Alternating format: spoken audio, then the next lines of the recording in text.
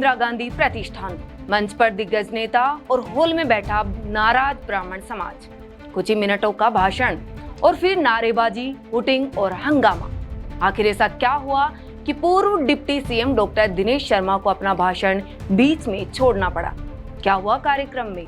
इंदिरा गांधी प्रतिष्ठान के Jupiter hall में ब्राह्मण प्रबुद्धजन समागम का आयोजन हुआ। मंच पर भाजपा, कांग्रेस सहित कई दलों के ब्राह्मण नेता मौजूद रहे। जैसे ही पूर्व डिप्टी सीएम और भाजपा सांसद डॉक्टर दिनेश शर्मा ने बोलना शुरू किया, कुछ देर बाद हॉल से आवाज आने लगी, यूजीसी पर बोलिए, यूजीसी पर बोलिए। आप खुद वीडियो में देखिए।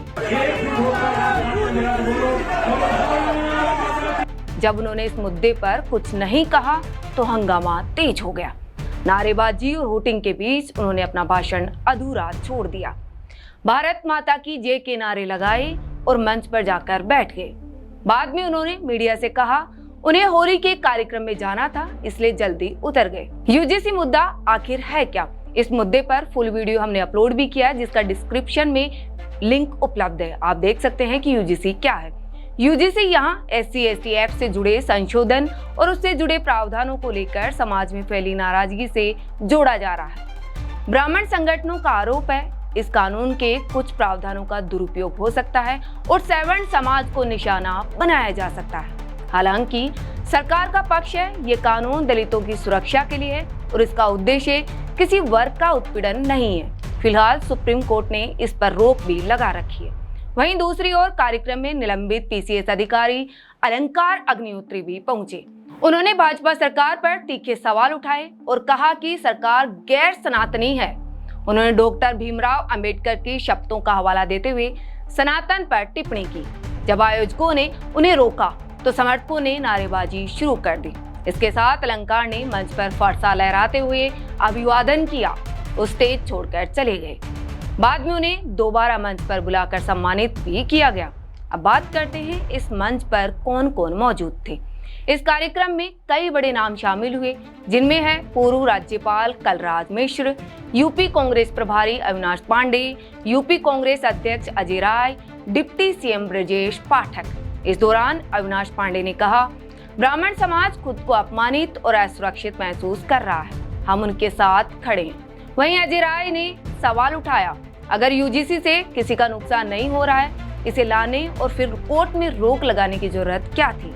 बीजेपी सांसद डॉक्टर दिनेश शर्मा ने कहा, मामला कोर्ट में है इसलिए टिप्पणी नहीं करेंगे, सनातन की शक्ति एकता में है। वहीं ब्रजेश पाठक ने भरोसा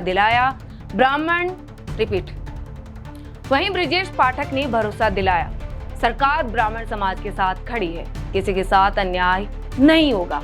वहीं अखिल भारतीय ब्राह्मण महासभा के राष्ट्रीय अध्यक्ष राजेंद्र नाथ त्रिपाठी ने ये तक कह दिया, यूजीसी पास कराने वाले ब्राह्मण नेता घृणा के पात्र हैं। सदन में बैठे सवर्ण नेताओं ने विरोध क्यों नहीं किया? ये कानून सवर्ण समाज को कमजोर करने की साजिश है।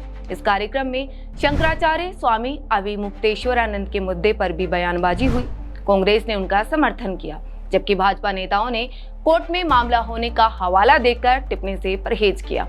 पूरे मामले से समझ आता है कि ब्राह्मण समाज के वर्ग में नाराजगी साफ दिख रही है। यूजीसी SC/ST एक्ट जैसे राजनीतिक और सामाजिक तनाव बढ़ा रहे हैं। पूरे देश में अलग अलग जगहों पर यूजीसी को लेकर विरोध जारी है। भाजपा और कांग्रेस दोनों इस वर्ग को साधने की कोशिश में है। चुनावी साल न भी हो, लेकिन सामाजिक समीकरणों की राजनीति तेज हो चुकी है। लखनऊ का ये समागम सिर्फ एक राजनीतिक कार्यक्रम नहीं रहा, ये ब्राह्मण राजनीति, सनातन चर्चा और कानून व्यवस्था के मुद्दों का संगम बन गया।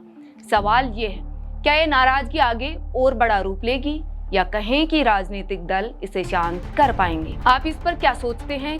कमेंट में अपनी राय जरूर बताएं। ऐसी खबरों के लिए देखते रहिए अपडेट इंडिया। मैं आपके साथ सोनू ढाका। नमस्कार।